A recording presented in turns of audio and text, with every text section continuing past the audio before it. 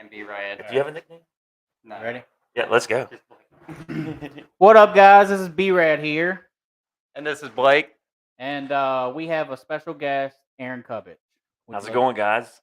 What's It's It's good to see y'all. Yeah, you too, man. It's a little nerve-wracking, but we'll be all right. We're in on the ground level. Yeah, we I'm are. coming on the ground level with you guys. You guys are gonna be famous, and I'm just kind of Oh, riding man. your coattails. We wouldn't forget about you. But what I would like to do is start from the very beginning and start from how you grew up. Yeah, so it's really neat. I just walked into this for the audience, and I didn't know it was gonna be live. So this is really cool that we're going live. Yeah, so my name's Aaron Cubbage. I'm 45 years old. I grew up in Stanley. So I went to Mount Carmel Christian Academy from the time I was in kindergarten until the time I graduated. We had a whopping 14 people in our senior class. Oh, man. In comparison to you guys, it was a lot. But yes, I went to Mount Carmel. You got to give you some background. My faith, I'm a Christian. Awesome. Born again believer in Christ. A conservative, pretty conservative guy. Most people that have known me for a long time know where I stand with my value system. It's like most of Page County. After high school, I went to Liberty University and was there from 96 until 2001. I took a year off to recruit for the school, and I graduated with a bachelor's degree in government pre-law. And then when I left school, I kind of kicked around taking the LSATs and becoming an attorney. And then I realized I didn't want to do that. And I probably wasn't smart enough for all that. So I actually came back to Page County and worked for my dad. My dad had Aaron Cubbage Pontiac GMC in Shenandoah for years. And I started out as a salesman and was parts and service manager for about a year.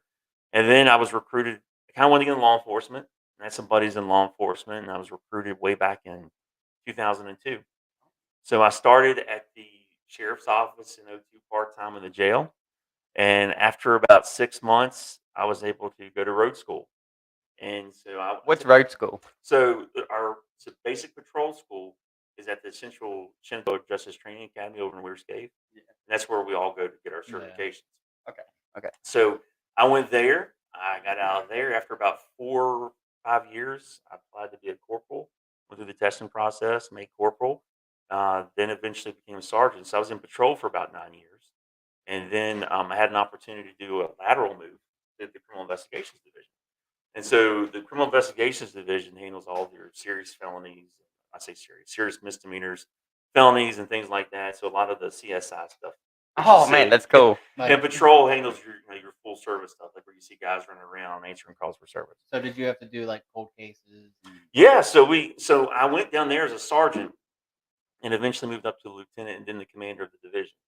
So one of my responsibilities were basically all the cases in the sheriff's office that reached the felony level or serious misdemeanor level or a complicated misdemeanor level where there's a lot of moving parts with it that road deputies and stuff didn't have time for. So I oversaw the narcotics unit and then the general investigations unit. So we handled everything from frauds to sexual assaults, attempted capital murders, suicides. I mean, if you can basically think of it, we handled it. And cold cases. And there's still cold cases, interestingly enough, that go back more recently, and then some that are old, like up in the 80s and stuff. So I got a chance to look at some of that stuff. So after being at the sheriff's office, for many years, I had the opportunity to go back to school, and I earned my master's degree in criminal justice from Liberty University. And I also graduated from the Virginia Forensic Science Academy in 2000. Was it 17? The years were running together. That was awesome. So that's more of your crime scene investigations breakdown. So a lot of agencies will have an investigator that just does the interviews and stuff that you see on television. Then they have the agents that like break it down and do all that. We kind of do both because that's what smaller agencies do. Yeah. You ain't got the people necessarily. But we ain't got the people. So we are the people. That's what it goes down to. Yeah. But it's an opportunity to do that. And then this spring, I finished my PhD in criminal justice from the university. So so I was at the sheriff's office for 17 years. I'm now at the Stanley Police Department where I'm a captain, and my wife and I have been married for 15 years. Melinda Cubbage. She was a Bean. We have a son named Gavin who's 13 years old. He goes to Mount Carmel too. We chase him around playing baseball. Is that a beam with the H? It's Behm. Gosh, you're asking me. Yeah. Yeah. It's got the H in it. I don't know why. Just Some of my questions catching me off guard. I knew a guy with the last name Beam, and he just passed away, and I just wondered if there was any relation. So it could be. She graduated from Lurie High School. She's a Okay. physical therapist Okay. assistant that works for Centera. She does in-home physical therapy. But my entire family lives here in Page County. I played some sports back in the day. I was semi-athletic. I ran track, played baseball. At Mount Carmel, we had flag football. We didn't have the tackle football. Yeah. Now, I will say this. Everybody gives us a hard time.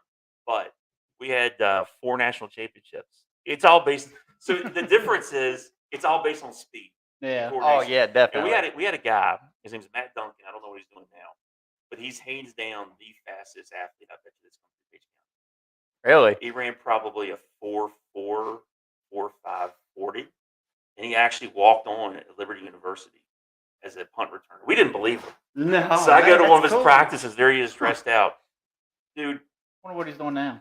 you can fly. Last I heard, he's in the military. But I've asked around. A lot of guys knew him, and he's probably one of the fastest guys. When you see a Division I athlete run, Yeah. and then you see a video of yourself running, it's great. And that's. I mean, he was just blazing. And when I was down at Liberty, one year I lived on the baseball dorm, and then the next year I lived on the track and field dorm. So I was around some Division I athletes, and so it really reminds you where you fall in the pecking order. Yeah. But it was pretty cool. But yeah, so we had basketball, track and field, baseball, and stuff, and I really enjoyed that. I played a lot of softball up into my late 20s. Got a couple of injuries and was like, this is probably not a good idea anymore. Yeah. And so now, I mean, most of my time is spent. I spent a lot of time doing research for my campaign to make sure that stuff I'm putting out is accurate. I spend a lot of time with my family. Full time now, obviously with the Stanley Police Department, and it's another full time job running. Dang right. Yeah, Yeah, I can only imagine how busy you are. Yeah, you put in a lot of work, don't you? yeah, it's crazy, but it's good because you're only as good as your team is, and I've got a heck of a team. And it's funny you start out doing this stuff and you think to yourself, like, what do you think it's gonna be? Yeah. And then you find out, like, it's kind of like you guys with your podcast. Like you find out what it really is. Yeah. The reality sets in. It's like, wow, this is a lot different than I thought. Well, when we first started doing this, like I thought, like, oh, it's gonna be easy. Like, we just get on here and just talk. But there's a whole lot more behind all that. Oh Yeah.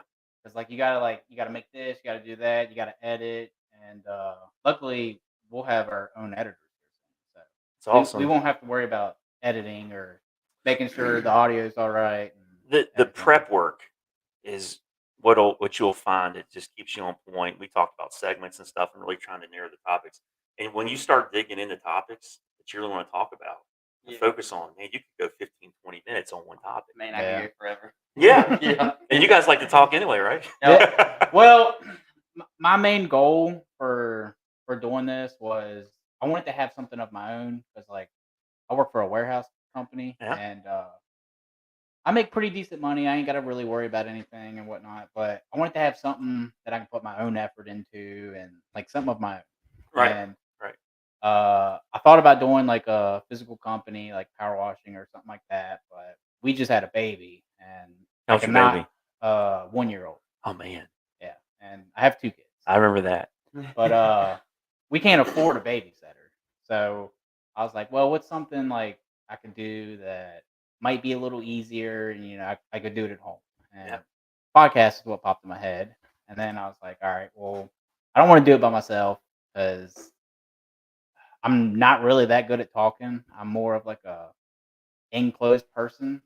And I was like, well, I need somebody to help me like talk and back and forth and whatnot. You picked a winner, didn't you? You picked the winner, right? I picked Blake, and then we decided on a name and just started from there. And the first couple episodes was nerve-wracking. Like I was messing up words. I was making my own words. Like it was pretty insane. But now it's coming a lot more natural, and my main goal is like, even if it doesn't blow up or anything, to get better at talking. Yeah. And I can slowly start to see myself getting a little better. So I'm happy with it. You just want to connect with people, really. Yeah, and connect. And you'll find that, like, you'll find, the more you sit down and talk with people, and you hit on subjects, you find yourself being a little bit more detailed. You Yeah. kind of get to the point a little faster. Yeah. And I guarantee you guys keep doing this. In a year, you'll look back and be like, "Oh my gosh, this is." It's Yeah. just like I used to listen to the Junkies on 106.7 The Fan, and those guys, it's like four friends. They've been together for That'd be cool. years and years and years. And to Yeah. the point now they're millionaires. They do this all the time. And they've on their website, when I used to listen to, they put up stuff from way back in the day when they first started, and it was like Yeah. this. You gotta start somewhere, and I think it's great that guys your age, you're both 29, you told me, Yeah. that are doing stuff like this and thinking outside the box. And Yeah. I think that's what true entrepreneurs do. And I'm not an entrepreneur, you guys are. And I think Oh it's man, awesome. I can't believe you called me that. Oh wow. Well, here's the question: have you earned your first $1? No, Oh, it's coming though. Not right? yet. No, it was coming. I swear I'm not even worried about the money. Like, Well, I figured. Well, actually, once we post this episode to iTunes and all the rest of the things, we'll be eligible for ads, and then we'll be able to put ads on our podcast and stuff. Yeah. And I mean, that's a slow form of income, Yeah, but it's a start. every little bit counts. yeah, don't. Absolutely. But and the main reason is like I said, I was talking to you earlier about like I have a type of peace now, and I want to be more into the community and whatnot. And I was like, well, what's something that's positive and can like help people? And then I was like, all right, well, let me like make a podcast, get people's stories on it, and maybe somebody that's listening to it is either going through something similar or can grab something from it, and that can Right. help them in their life. Well, do you feel comfortable telling the audience what you told me about voting?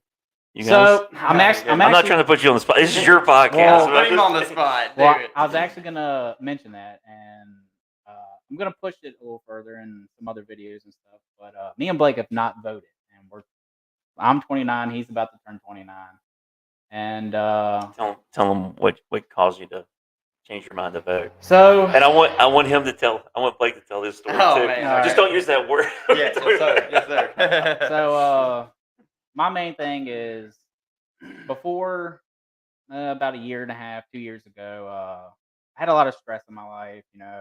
Relationship problems. And, you throw a kid into that, it makes it 10 times worse. Job problems, and then, like I said, about a year and a half ago, all that stopped. And so now I'm way more aware of my community, where I'm at in it, and everything. And yeah, now I'm just trying to reach out more. Learn more. Yeah, learn more. Oh, now me next. Okay, so growing up, This is great. This is great. growing up, I thought I was this cool kid, and people that say, "Screw the police," think they're cool, but man, they're putting their life on the line and trying to do good, and yeah, there might be a few mix that's bad, but when they pull us over like bad people, I used to be that bad person. Like, why would I give you that bad attitude and give you a hard time? And like, you got to keep your cool the whole time, Well, what's awesome about this is you guys are going through the maturation process that we all went through. When I was 18, 19, 20, I mean, I always joke, when I was 24 is when I got into law enforcement. And Yeah. I was a jackwagon like everybody else. I didn't know what I was doing, but I had, good people to lead me. And, as you get older and you guys are going to hit your 30s, I mean, you're going to see. That sounds bad. No, hey, I'm in my 40s, man. But you're going to see such a change in your life. I talked about, my relationship with the Lord. So my relationship with the Lord has grown so much from when I was younger until now in my 40s. And what my relationship means with him and my family is different than what it was when I was younger. Yeah. Because you just get through those stages, and it's awesome that you guys are, where you're at now. You went through the and here's what's awesome about it. So I'm a 45-year-old cop. I've been doing this for almost 21 years. All right. You guys have lived that life where you think you're the bad person just because you drive around with your loud exhausts doesn't make you a bad person. But what you guys are doing is giving us an opportunity to humanize law enforcement more. Yeah. Yeah. We're just, I mean, like any profession, there's always going to be a good. Yeah. If you go to doctors' offices, you can. Dang right. It's all the same. But when you do things like this, it really opens up the opportunity for us to be like, hey man, I'm just a dude. Yeah. I'm looking for that pair of jeans that fits just right. And as you get older, it's harder to find them. I was once wearing Levi's, now I've got some sort of off-brand J.C. Penney on, and we're just people. And Yeah. I think the more we can, as from our community, from all of us, the more that we can demonstrate that by doing things like this. Yeah. I mean, this is a small thing, but it's a big deal at the same time because, throughout the course of my campaign, I haven't really had an opportunity to sit down with some 29-year-olds, like I said, like this ever. Yeah. Yeah. So it's awesome. I love this. This is awesome. It's a way to show people that you're not hard to reach. They can get a hold of you and confront you about an issue if they have one. When I got the message from Bradley, I was like, this is new. I was wondering how he was gonna take it. No, well, I mean, one of the things that I've said throughout this whole process is I want to be as available as I possibly can.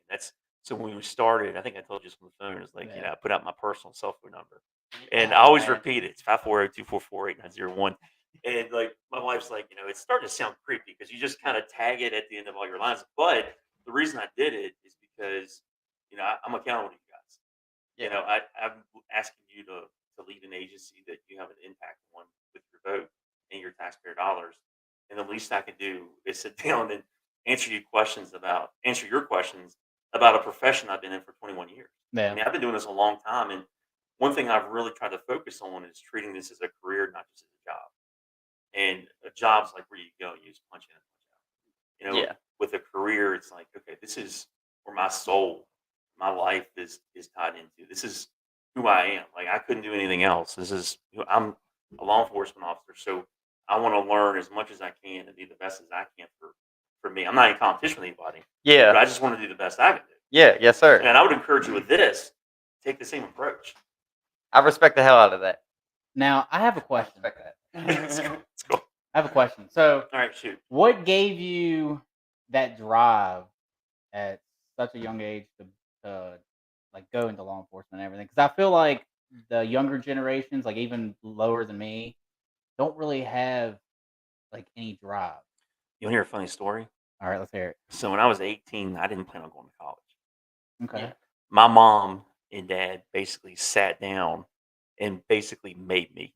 They're like, "You're gonna go." So I go, and let me back up. I'm not saying a college degree is what everybody needs. Yeah. I mean, lots changed since I went to school. It's pertinent to me because of what I'm doing, me personally, what I want to do when I leave law enforcement. But I'm not one of those guys that's like, everybody's going to have a college degree. And back when I went to school, that was a big deal. Oh yeah. I was the first person from my family to get a bachelor's degree. Because that was a big deal back then. You're talking 2001, 2002. And so, but I remember my parents sitting down and they're like, "You're going to go." And I'm like, because I was immature. So I went, and dad's like, after the first year, once you're finished with the first year, if you don't like it, you can come home. I said, all right. So I went for the first year. I'm like, "Hey, I want to come home." He's like, "Nah, you've already done a year. Make sure you go back and finish." So I went the second year. I'm like, "I want to come home." They're like, "Nope, you've already done 2 years." And I'm like, I see this as a trap. By Yeah. my third year, I was glad to be there. And I knew I wanted to do something in criminal justice, but like I said earlier, with like law school and stuff, I didn't know what it was. And with me, it was just something that was kind of always inside. As I got in my 20s, I kind of quickly came to the conclusion of like, okay, I can go out here and pursue something that's outside of what I want to do, and it's kind of a gamble, and I don't know how it's going to turn out. Or I can focus on this of what I want to do and just really put in the effort. And for me, I guess it's part of my makeup a little bit. I mean, I've got plenty of flaws, and my wife can tell you all about them. But for me, what I've always done is if I get into something, I really lock into it, and I just drive with it. And I really owe my mom credit for that because Yeah. when I was growing up, I really like until about my senior year in high school, I struggled so much with that. Yeah. I mean, it was torture. And like finally, with my senior year, it just kind of started clicking a little bit. But my mom, we would sit down. This is back when you had to write everything by hand. And, you're writing these papers and Yeah. stuff. And if I mess up on a line, I'd be like, I'm done. I'm going to bed. She's like, is that the kind of product that you want to turn in? And I said, no. So I go back and finish that page, and I get down to the last line and mess it up. And she just look at me. And it just kind of instilled that, okay, if you're going to do something, do it to the best of your ability. And then if it's not something that you do, support other people that do different things. So like one of the running jokes with my friends is, I'm not a handyman at all. Yeah. My wife's probably more of a handyman than I am. But, my friends that are like, I try to support them in that. Like, guys I know that are farmers. I grew up on a farm, but other than doing some basic farm work, I never really was a farmer. Yeah. But when they have stuff at the agricultural fair stuff, I show up for that because, that's not me. And I'm not them and they're not me, but we can still encourage each other. And like when I started going to school, like a lot of my friends that, weren't doing that were like supportive of me. And I think it's just a point of recognizing where you're at and finding your strengths and weaknesses Yeah. and celebrating those and pushing forward, and then surrounding yourself with the kind of people that will do the same that you're doing for them. Good That's support system. that's probably the hardest part, getting around the right people sometimes. Well, I think that what I've learned in my short time on this earth is relationships are reciprocal. Like it's not it's a two-way street. It's not one. Yeah. Yeah. Yes, sir. And I think one of the things I found out in my life is there's certain relationships that you put more into than you get out of. It's not this. It's not selfish. It's just saying, we're friends and we've got a relationship. I'm encouraging you. You're encouraging me. You got to have that Yeah. Yeah. that circulation there. If not, is Balance. it? Yeah. If not, is it really a friendship? Yeah. I mean, I've had friends that I tell them what I'm about to do, and they'll be like, "Why are you gonna do that? Why don't you do it this way?" Or like, instead of supporting me, it Mhm. makes me feel bad about my decision. Well, you've always got those people out there that'll just shoot you down because they don't want to. They don't want to see you do well. I don't want to believe that people was like that though. Well, but you got to remember. I know There's a you lot of don't want people to. like Well, I think there's people in the world. They want to see you do well, but not too well. Yeah. It's kind of like, because you got to think. I mean, we've all got our own insecurities, right? Oh yes, And sir. if you're out there killing it on this thing, it's like. You have a lot of people after you. So I'll tell you a funny story. So my brother-in-law went to the same high school as Chris Daughtry, American No Idol. way. And this is kind of what we're talking about. So he went to the same high school with Chris Daughtry. He's younger than him, and when he made it big on American Idol, like all of these people from the same high school, they made fun of him. Like he was the guy that was kind of walking around with his guitar all the time. Yeah. When he made it big, they all tried to become musicians themselves. Yep. Because it's like he's doing it. Yeah. Yep. So at some point, Chris Daughtry was that guy. And I think, with what you do in life, at some point you're going to be that guy. And it's just important, not to get frustrated with people like that. Try to encourage them. Yeah. And hey, let's find what you're good at. Yeah. We're friends. You don't have to shoot me down. Let's find what you're good at. Yeah. And just kind of encourage each other. Yeah. I like that. It's kind of an interesting take on things. Well, You're pretty wise. I wouldn't say it's a lot of life lessons learned, man. I mean, and I know I've got plenty more to learn. I think the key to life is when I was a kid, we'd go on vacations. And back then, you had maps, big paper maps. It was like GPS. I remember those. And I can remember my dad just always knowing where to go. And I'm like, my gosh, my dad knows everything. Yeah. So about that time, all right, so I'm at his age now, is probably where he was at when I was a kid. I think roughly after that. But now I realize that he didn't. Like, we're all learning this thing. When you bump into somebody and they tell you they got it all figured out, they're lying to you. Yeah, that's right. We're all trying to feel it out as we go. And the more I go around and talk to people, and I talk to people in their 70s and 80s, and they'll tell you about the life lessons they've learned. And they'll also tell you that they're still learning. And I think that's the key. I think you just got to push forward and learn as much as you can, and surround yourself with people that you can learn with and that can challenge you. That's right. Everybody knows something you don't, so like it's good to. Well, and I talked Listen earlier to about people. my farmer buddies or my friends that build stuff, and I watch them like, I didn't know that. But I think you've got to put people around you that challenge you and that can sharpen you. And if you don't have those kinds of people around you, I think you're wasting your time. Yeah. Yeah. You're wasting their time too. Yeah, you're definitely right. I've been there. Yeah. Yeah. There's one thing I regret, and it's I didn't take school seriously. Like all throughout high school, uh, I barely tried. Mm-hmm. And one thing, because we get way more texts into the show than we do like people that want to go live. Because for some reason, nobody wants to go live. Everybody just wants to like I'll text tell you in. why. Everybody wants to text in their problems and everything and Mhm. their difficulties and whatnot. Mhm.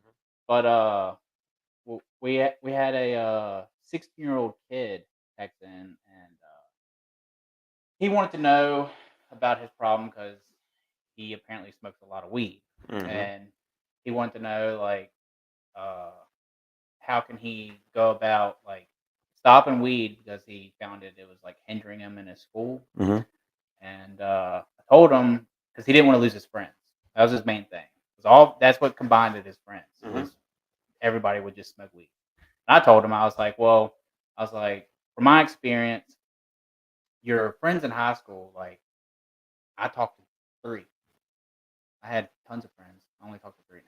I told him I was like, from my experience, I was like, I wouldn't worry about your friends. Like, yeah, still be friends with them, but if you have to distance yourself just to come off weed and everything, I was like, I would focus more on school. Absolutely. Well, I mean, you think back on your, and I'm 45, so I've been out of school with 20 some odd years, and there's a lot of people I still would consider friends, but I don't see them every day. Yeah. But when you're that age, you just don't know. And what's interesting, how you say it was 16? Yeah, he was 16. So at 16, he's actually wise beyond his years. Yeah. Because Yeah. he's You can see seeing it. that it's hindering him Right. and what he wants to do. And so my foundation, and I'll share this with you guys. So my foundation in my life is on Jesus Christ and following the plan He's laid out for my life since I accepted Him into my heart. And so anything, if I give any kind of encouragement or when I give advice to people, I, I think you've got to start from the slate of having Him in your life. And I think I think there's good people that can make really good choices in life. But when you have that foundation with the Lord, your life will just expand and take off in ways that you never dreamed of. And with him, what's interesting is like he's 16 and he caught that. Yeah. I mean, Yeah. how many 16-year-olds, Not many. how many None. 30-year-olds do we know that Dude. that didn't? They just think that life is this way and that's just how it's supposed to be. Well, and we're really getting deep here, and I'm not trying to like take you down underwater Oh, or I could talk anything. about the Lord forever. Well, you think about it. So, you know,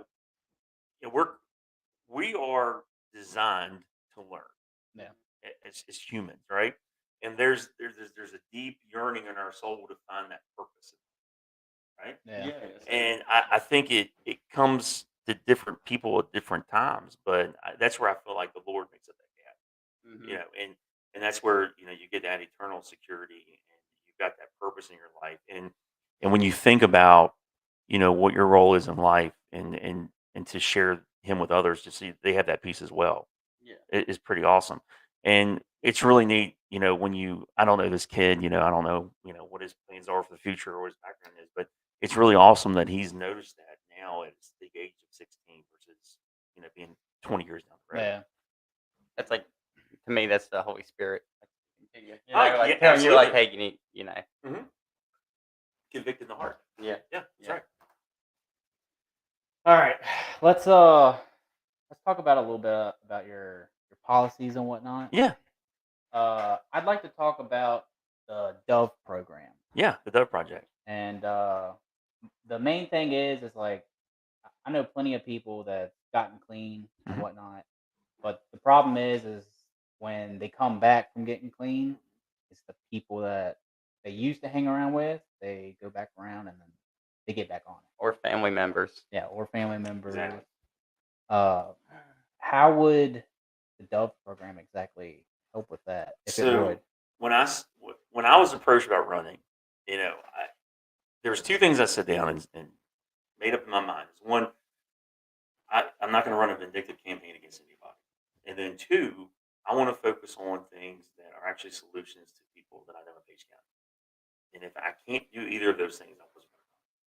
So, in my 21 years of law enforcement, excuse me, one of the things that I've always heard from people that are trying to get to recovery or in recovery is I can't get away from the people that I use with. Yeah. And there's nothing for me in Page County. Yeah. So I started thinking, and I really thought a lot about it, and I spent a lot of time praying about it. Like, what can we do in Page County to help people in those situations? So, you guys may be too young to remember Wallace and I some of remember the. that. Oh, you remember Wallace? My Okay. uncle worked there. Okay. Yep. So in Page County, we're waiting for that Wallace plan to come back. Yep. Or waiting for that rehabilitation clinic to come back. Yeah. Or to come. And it's not coming. So my thought process is like, what can we do in our community within what we have to reach the people in need? And so what I want to do is use our sheriff's office as a hub. So we run into people all the time that are leaving jail, they're coming back in. And we've got people out there that are in need reaching out. It's like, well, what can we do to kind of change that flow? Because if you talk to anybody, I mean, you can ask around families. We have the same people going in and out of Yeah. jail all the time. Mhm. So what I want to do using the Dove Project is organize all of our services together. Churches, I go to Newport Church with a brother. My pastor's Dwayne Painter. They do free and eat. I don't know if you've heard of it yet or not. But Huh. basically every Tuesday night at 6 o'clock, somebody from the church sits down and they make dinner, and then Oh, someone okay. watches their kids, and people come in and talk about their recovery. A couple Oh, weeks ago, we had like man. 24 people in there. Oh, that's pretty That's cool. awesome. So That's the awesome. idea is to bring in resources like that, whether they be community, clergy, private, public, and start coordinating. Because when I found there's a lot of good people in Page County that want to do a lot of good things, Yeah. but we're just not coordinated. So, this guy over here is doing something, or this group's doing something. So the idea is to bring it all together, working together with our sheriff's office, because we've been a county since 1831, and the one thing that's never leaving, Lord willing, is our sheriff's office. It's ingrained in the community. So why not use that as the hub to Yeah. connect with all these other resources? So Taylor Alger is actually working on a similar program that's kind of focused on the homeless situation in the county, jobs out of Luray. And I've talked to her. I'm like, the more the merrier. So the Dove Project kind of works to connect people in our community with the resources they need to get to the point of recovery. Yeah. So a lot of people think that recovery is like, your family sits down with you, they have an intervention, and you get in the van and you go off to California. Yeah. Well, there's a lot of steps in between for a lot of people in our community. It's getting to that point where they're far enough away from the people they've used with or have problems with, where they start thinking clearly to make that decision. And so that's what I want to do with that program, and then track it. So in Page County, we just kind of sometimes throw things up against the wall, see if they'll stick. Yeah. Yeah. What I want to do is track it after a year so we can go back and look and see what works, what doesn't work, so we can improve it to make it better. And we don't do that, and it's something easy to do. We can also track to see what our recidivism rate is in general. So that's the guys and gals that are coming in, or they're getting out of jail, they're coming back right back in again and again and again. We can break that down over the last 5 years, kind of figure out where people are at, and then over the next 4 years, see where that's at, because we don't have any idea what that number is, like a legitimate number. We know it's high. Yeah. We just don't know what that number is to give us a measure. So I think there's a lot of good people that want to get involved with that to really help out. And what I would eventually like to see is we turn it into a 501c3. And so you say, well, what's the catch with that? Well, the catch is it pulls it away from a guy that's running for sheriff all the time. And so it has Makes it its own thing. makes it its own thing in conjunction with the sheriff's office. So that way, if we raise funds and things, when people get tired of the Cubbages being sheriff, and we get a painter or somebody, a Hilliard or somebody else Oh in there, goodness. yeah, you never know. When they get tired of it, it's like, we've got the 501c3 set up. It's somewhat independent, and it can progress on and on. So that way, the next guy or gal that comes in, it can take it and make it better. And that's how I see the sheriff's office. And it's nothing against anybody that's there now, current sheriff. It's just taking something and making it better. And Yeah. down the line, someone else will come along, and I want them to do the same thing. It's like, well, Aaron, he's done. It's Yeah. time for you to go and retire, and we want to take this thing and make it a little bit better, because so many times in law enforcement, once you really start paying attention to it, it's like we take 5 steps forward and 7 steps back. Yeah. I think that's with everything though. Now let me Well, tell It's you a with, flow. Yeah. with that program, I was a user at one time. I had to go to rehab and all that. Oh, really? Yeah, meth and everything bad, anything bad. Well, anyways, staying busy, man. That's what. The second I have a chance to sit down and be in my head, not good. Not good. Well, some of the people that I've talked to that are at or coming out of where you were at, Mhm. one of the things I did is said, look, this is the idea that I have. If it stinks, tell me, because I don't want to put it out there if it wasn't something that could have helped you out in your darkest moment. It's just that Yeah.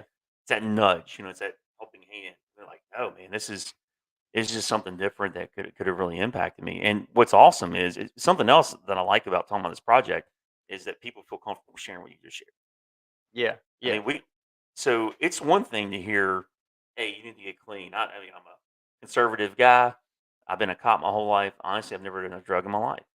But when they hear it from somebody who's lived it, their reach goes so much further. And I think we've got a thing in our county over the last 20 or 30 years where people are just afraid to speak up and talk Yeah. about their experiences.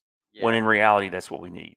Because we haven't like humanized each other. We just feel like we're so far Well, apart. there's And people. I think people just think, well, that's the family over there's dealt with a drug problem. Well, yeah. God forbid, my son's 13, but it can impact anybody.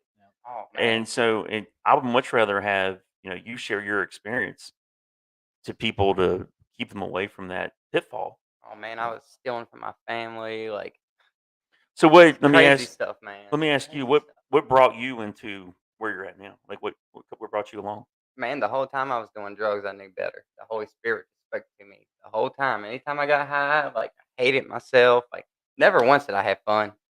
Not one time, What man. brought you around to where you stopped? What was it I that was your still breaking mess up point? every now and again, Hmm. but just wanting to live. I'm tired of feeling like I'm dead all the time and just not present in the Lord. The Lord. Well, The and Lord. to your point, because you're coming around to that, we're made to be productive. Yes. That's why we're put on this earth. When I'm being a degenerate, I feel like that. I feel like one. You know? So you're kind of going through that growing process now. Yeah, yeah. That's awesome, and that's something you need to keep pushing forward Yes, sir. Yes, sir. because I mean, you're 29, you're a young man. Who told you I'm 29? I'm You told 23. you told me you're getting ready to turn 30. I am. I'm 28. I'm 28. But I mean, you talk about your generation and kind of not being motivated. Yeah. So it's up to you guys to change that, right? Yeah. You Yeah, gotta, yes, sir. I mean, doing things like this and living a life of sobriety and really focusing on that is something you've got to be an example. Yeah. If you look back when you're kids or young adults, and I know in my life, we all have those people you look up to. You're now in that role. Yeah. Yeah. And I think about that all the time. We're getting I'm now really the deep, adult. but yeah, we're getting really deep. But you guys are in that role because you're that you're those guys. Yeah. Yeah. I'm the adult. I'm the old guy. You're the new young guys coming up. That's gonna. Well, you think about it. I mean, we got to have future leaders, and that's one thing with our campaign. We wanted to keep it as positive as possible. And there's always hiccups. There's things Oh that yeah. people like to debate and get into it back and forth a little bit. But one thing we need in our county are future leaders. Yes, sir. I agree. Yes. And we've got to have people step up that care about our county. I mean, right now, probably the most powerful positions in our county are the board of supervisors because they get a lot of grief, and I've talked about that before. But they make a lot of decisions on our taxes. Mhm. Businesses coming into the community, and those jobs aren't easy. And we need young people to come in behind them and step up and help take those positions and take them seriously because there's 24,000 people roughly in Page County, and all of us are impacted by the leadership decisions in our county. And so we need guys like you, people that are your age, to start stepping up and getting involved. Yeah. You hear that, guys? And Future leaders right here sitting. talking to them. Thank you, sir. another thing I was going to ask you is about a jobs program for like addicts and people coming out of jail and whatnot. Mhm. But you basically answered it with See, yeah. other projects. So I know. So I don't know if you guys know Taylor Alger. She's heavily affiliated with PACA, and she solid there, great gal. And the one thing I'm seeing a lot more when I talk to people about recovery and substance abuse and things like that is there's so many people that want to help, and that's something that she's been working a lot on. And so when people call me right now, there's people calling me right now like, hey, is the Dove Project working? I'm like, no, I'm not. I haven't been elected. We gotta get through the election, And so it's not in play, and it's encouraging when people call and ask. It's It like, kind of stinks that you got to wait till you're in office to well, you got to get elected first, right? you have to push that. But I yeah. always refer people to her or other people that I know, like Dwayne Painter at our church, with Free Indeed, to try to help them out. Or something else we could do is just generally network. Like I have guys that I've dealt with in the past looking for jobs, and if I've got family that do poultry and things like that, I'll try to get them hooked up with jobs just to try to keep them busy, like you said. Yes. Well, Yes. so when you're talking about being busy, you're talking about purpose, Yes. Definitely, man. living Definitely. a purposeful life. Yes, sir. And when we don't have any purpose, what do? That's why they say never retire, right? Yes. Yes. We just stagnate. Yes, and that's how I felt. And then I stagnated, then I digressed. Yeah.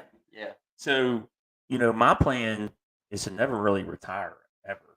Like, I always want to be doing something. And, I learned that from my dad. My dad's 73, and he was in the car business for decades. He tried to retire for like a week or two. And Couldn't do it. he about drove my mom crazy. So now, he still dabbles and fiddles with vehicles and stuff here and there, but he spends a lot of time, taking my son and my nephew out fishing and just staying busy. I mean, he's one of the busiest guys I know, and he's 73. And I think, when you just stop in life, our bodies are designed to Yeah. move, and when you just stop in life is when you start having problems. Man, I was stiff. Like I didn't like having that negative influence on people. Like I feel like when I'm where I should be, I put that positive impact on people. I feel like I can really touch people. Yeah. And I love that feeling. There's nothing I love more. Well, as humans, we're designed to interact with one another. We're not created to kind of stay in a closet by ourselves and not be productive. We're designed to get out and talk to people. And I mean, that's like with COVID. It was so hard. There's people you didn't see, and there was the depression rate in the country Yeah. went through the roof because we're not designed to be just hanging out by ourselves. We got to be seeing people. For me, I had that anxiety when I would be inside. But really, the anxiety was, like my soul telling myself, like, man, you need to be doing what I'm telling you to do. Like, Yeah. you feel this way because you ain't doing what you need to be doing. Well, I can tell you from experience. I mean, the older you get, what's awesome is the more content you get. Yeah. I remember, so I went in like this technology phase back in when I was younger. I wanted to have the newest TV, and you're gonna laugh at this, but like the last TV that I bought was like the last of the big box TVs. Oh man, yeah, It was- that thing was huge. I had to have like 3 people help me load it in. I got a surround sound, and I bought it from, I think it was Circuit City. Oh man, It's are they so- still open? Oh no, I think they're shut down now. But like I got the payment, and I started looking at it because I opened up my Circuit City card with a 15% discount, and I started looking at it. I'm like, what am I doing? Like I'm racing to try to keep up with this stuff, and Yeah. I don't need to do that. I need to be content with where I'm at, and that was early 20s. And that was one of the first steps to contentment that I found within myself. Yeah, It's just be yourself, man. yeah. And like man. right now, my iPhone is, everybody can see it. It's an iPhone 7. It's still got the button on it. That's your logo. Oh, That was my logo there too. I've seen that everywhere, man. I didn't know that was you. Yeah, it's so. What I need to get a new one now because the battery runs down so fast. I have to like charge it all the time. Yeah.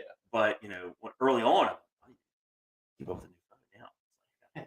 Yeah, that's the logo. It's Content. AC23. Dude, I thought it was for the Astros in the I mean in the MLB. Oh, no. So it's Aaron Cubbage 2023. In fact, if you look on the ballot, it's going to say Aaron A. AC23 Cubbage. Yeah, Dude, that is so cool. kind of a branding idea of it. That is so cool. All right, I have another question for you. Shoot. All right, not only I don't mean to only, talk too long. Sorry. oh, you're Nah, fine. you good, You're man. fine. You good. I only asked this because it happened to me and Carmen at the park about a month ago. Okay. And, what happened was we had the kids at the park, and there's a bunch of other kids playing, and Carmen vapes, Yeah. and this kid had to be 7 to 10, and she just walks up to us, and she was like, "What flavor is that vape?" And The kid's 10. yeah, Oh my Man. gosh. and I wanted your opinion because it's kind of like a vape epidemic. Yeah. For younger Yeah. kids. And I just want your opinion on it, what you think about it. So it's awful. It's pretty crazy. It is. It's crazy, and I think we have a tremendous cultural problem in our country. Yeah. But if you look back, there's been times where people started smoking at early ages and started dipping at early ages, and I think vaping is kind of like that new. Like the new Yeah. thing. Okay. Well, especially when I didn't know this, but I have friends that vape, and of course they're adults, and they've made that decision, But I never knew that you could get like all the different flavors Yeah. and stuff. It's crazy, and I think that really ties into with kids, and and you hope that their parents or guardians or whatever would get involved there, because it's obviously not healthy. I mean, I think the big thing they're finding with vaping is popcorn lung. You ever heard of that? Yeah. Yeah, I've heard of that. Yeah, I actually got a vape. What flavor is yours? Old fashioned glazed donut. Old-fashioned glaze.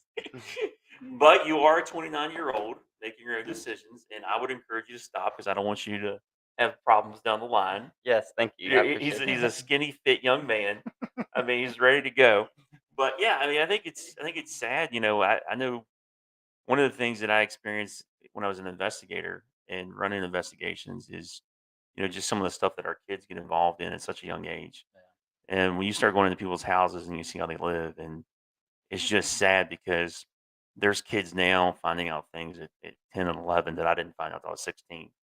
Yeah. I heard a stat. I love like crazy stats like this, but they said that the amount of information that we get, I'm sure I'm telling you the wrong way, but it's basically like this. The amount of information we have access to in a day is the equivalent of what someone at the turn of the century had in a year. Yeah. Oh I believe that. man. And you start thinking about that, and you start thinking about like, just your thumb scrolling on Facebook or TikTok or news. I mean, news is really, we get alerts. Yeah. We get fancy yeah. football alerts and like score alerts. And that information we're getting in like a day versus what they got in a year. It's crazy. And unfortunately, I mean, it's good, but unfortunately, kids are impacted as well. Yeah. And if they're not protected, I mean, they like a 10-year-old right now with a vape. I mean, I don't know who they're from. Now, when we look into those types of cases, we go and talk to parents and things like that. But because they could be held responsible, obviously. Yeah. But when you look at that, it's sad. I mean, a kid doesn't know what they're doing to themselves, and I mean, there's a reason why kids can't have access to those types of things. So Yeah. it's sad. That's another reason why I limit my kids' time on her iPad. It's so smart, so Yeah. smart. Well, there's a lot of we're seeing a lot of predatorial activity in those situations where you got guys and people in there trying to stalk kids and things like that. And one of the investigative positions we had at the sheriff's office at the time, I think they still have it, is called the ICAC position. It's the Internet Crimes Against Children, and it was basically a task force unit that worked together all really across the country. And what all they did was investigate cases like that. And we would have parents call and say, "Hey, my 12-year-old's met this guy in Utah, just to name a state, Yeah. and he's sending her nude pics." And it's just like that. I mean, these kids in these I don't rooms, know it's how just to like handle that. that. Crazy. Oh, Yeah. it's absolutely crazy, and it's. I think we've got to take every step we can to protect our kids because they're exposed to so much at such early age. Yeah. And for the audience, none of these questions were pre-prepared. No. Yeah. I wanted to You make sure. prepare, but I didn't know them, right? My other question is the inmate garden. Do you plan on keeping that? Because that's one thing. Have you ever heard me talk about the inmate garden? No, I haven't. All right. Oh man, that's great. I think I love it. So here's the thing: it is great, and I love it too. But there's downsides to it because you got people dropping stuff off and things in there. But here's the thing: a lot of people don't know. So the inmate garden sets off to 11. When you ride by, it's like that's I've awesome. seen it. The problem is we haven't saved any money using it. Oh, okay. It's actually cost us $9,000. And the reason, so there's these things you can submit called Freedom of Information Acts, or called FOIA. And I'm all about, I like it, but I'm all about saving where we can save. Budgeting. I'm not saying I cut it out, but I would want to look if we're yielding 2 months or 3 months worth of garden or potatoes, we're not going to be ordering French fries for the jail because I want to offset the cost. But right now, there's no revenue stream that we're getting back. And the initial idea behind the inmate garden was to use it to save money. Yeah. But for that to take place, the sheriff's office is responsible for showing where they're saving money. so that way the county can see it. And right now, there's nothing in place for that. Oh, okay. So okay. I would want to show where we're saving money, because I think over the course of 8 years, we're at $219,000 over budget with our food. Yeah. And so we got to get that stuff under control. Yes, sir. Yes, sir. Yeah, that was one of the things I thought was pretty cool. And if you won, I was wondering if. Yeah, I'd love to keep it. I want to find a way to save money with it, Yeah. and I think there is a way. So I think if I get elected, yeah, I don't take the approach of just looking at what somebody else has done and just throwing it away because it was theirs and not mine. Yeah. I mean, there's things. I work for 3 shares, and there's positive things that you can take away from each one of them. Right. And so I think it's selfish just to get rid of it because it wasn't your idea. And I'm not built like that. Agree. And I don't mind Agree. giving somebody else credit where it's due. Yeah. So God respect this. I respect this man. God bless him. God bless him. All right. This one has to do with marijuana. Okay. Oh, here we go. Well, the only reason I say this is I grew up with a lot of people that got on meth and pills, and I've never done either. And they use marijuana to keep themselves from doing the meth and pills. What's your opinion on that? Well, the states decriminalize marijuana. Yes. So I think that's what the state follows, is what we follow. Now with fentanyl and methamphetamine and the things that are out there, I mean, obviously it dwarfs a lot of other things like marijuana. But I think the state has decriminalized it for a reason. I know there's cells with it now, and I think as long as you're within that the minimal amount. Like, I go door to door and I see people with marijuana plants, and it's funny because I walk up on their porch and I've got my shirt on, and there's still that awkward. They look at you like, hey man, you've got your, I think it's 4 plants. So you got your 4 plants, but they still, you can tell it's weird for them. Yeah. And It's like attention. yeah, well, it's just, you think about it, for the last, how many decades? I've done a lot of search warrants. Yeah. With involving marijuana and things like that, and now all of a sudden, people are growing on their back porch next to their tomato plant. Like, you know how many times I left the house, seen a cop pass me, and watch you go on the rear view. Yeah, it's like you see it, just like, what the heck?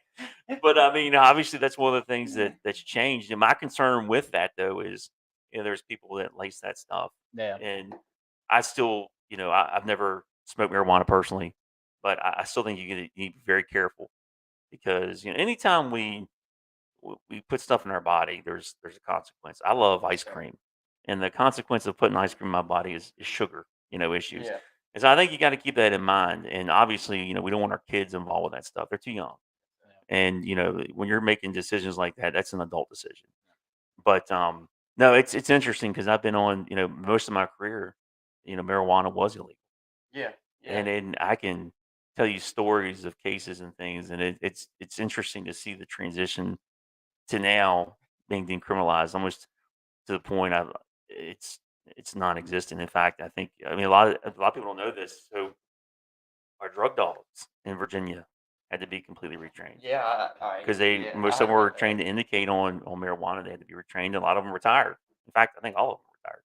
So yeah, the Commonwealth's been through a lot of changes in the last 5-10 years. Yeah. And it's been really interesting. Now, do you ever think about using marijuana in the Dove program?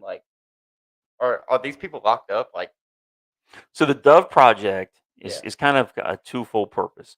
So the purpose on the outside is to try to get people to where they can get to the point of recovery and connecting with them.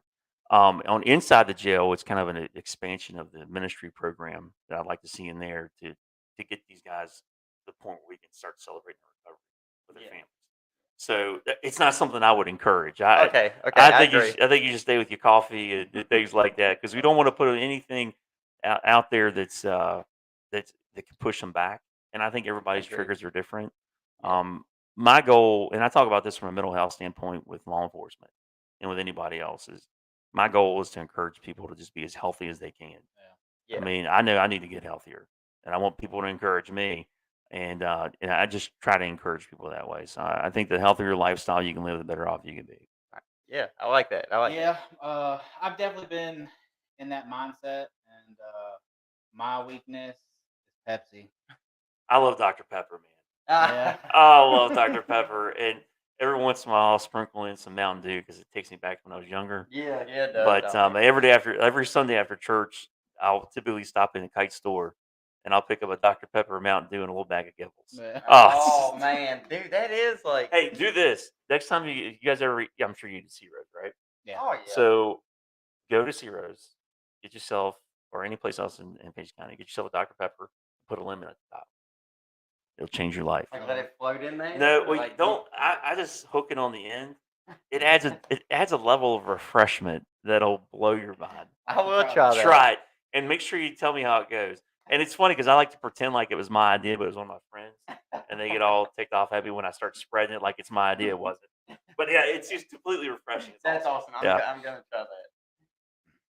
You got any more questions, bro? No, he's pretty much said all. He's of them. nailed them. Hey guys, vote for Aaron Cubbage. Vote for Aaron Cubbage. When's the election? So right now, early voting is taking place.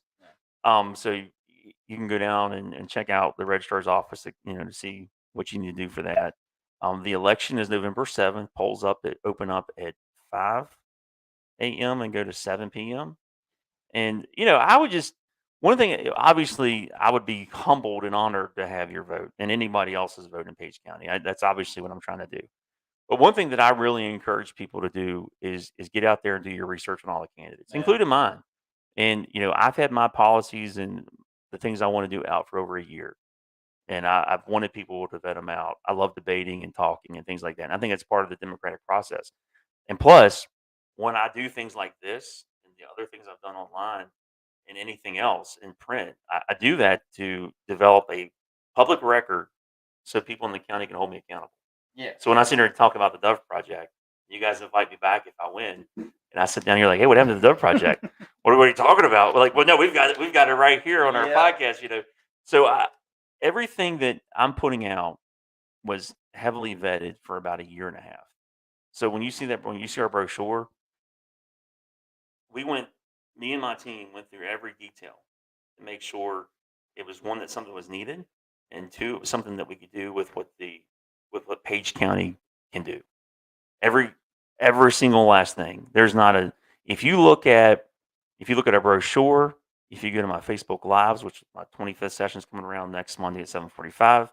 If you go to the Page Valley News debate that I had with Randy Arrington, if you go to the Trackside Theater Forum, if you go to anything I put out, what I say in private matches up. It all matches up. Yeah. There's not one thing that I'm putting out that's different than when I tell people one-on-one. And the reason I've done that is because if you're going to talk about transparency and accountability, you got to live it. And everything matches. And the way I see it is if I get elected in 4 years, I don't know if you guys were at the fair this year. No. So we had this I had to work. we had like Vistaprint, like this scroll made up, kind of talks about this part of the campaign. Like this is all kind of the overall skeletal feature of the campaign. And so like in 4 years, I envision it just being as basic. There's another one right beside it talking about the things that we've done. Awesome. And that way, my big thing was I didn't want to overpromise. There's things I'm working on in my head, but I haven't put out because I don't want to overpromise because I'm not sure if they'll work out or not. Yeah. And then the other thing is what I have put out, I wanted to be able to show in 4 years that I've done it. And so what better way that you've got the old one and you got the new one, and this is what we did. Man, you do it from the heart. I appreciate it. Man, I appreciate you guys having me, man. This is awesome. You don't know what to expect. And, I was telling you guys, I think it's, again, I'm asking for your vote. I'm asking you to chip in on my salary if I'm elected. I think the least I can do is sit down. And I had no idea. Am I your first politician? Or not politician, but person running? Yeah. And you offered it to others? Yeah, we offered it to Ted, and he has not replied back yet. Okay. Well, I hope he sits down. I mean, this is especially when you're reaching the younger group. This is how you guys communicate. Yeah. And if I'm going to be a leader, I need to be able to communicate with people at all levels. And I really appreciate you guys having me on, and I'd love to come back anytime. Well, we appreciate having you. Yeah, it has been a lot of fun. Yeah. You guys excuse me for just a second so I can go to the bathroom. Absolutely. I'll close the show. But yeah, it's been pretty fun talking to you and everything, and I wish you luck in the election, and we'll just have to see how that See how things goes. pan out. Yeah, Yeah. and Either way, if you guys want to sit down again, I'll yeah, be glad to do it. We'll definitely do this again. Yeah. This is not only it's like good for the people, but it's good for us too. And I'm all about self improvement right now. That's the thing that I'm been trying to push myself forward. So this has been a lot of help. Oh, well, thank you for your time. I appreciate it. But hope everybody has a good evening, and don't be like me and Blake and wait till we're 29 to vote. As soon as you turn 18, guys, use the right that you have and vote. And hope everybody has a good evening.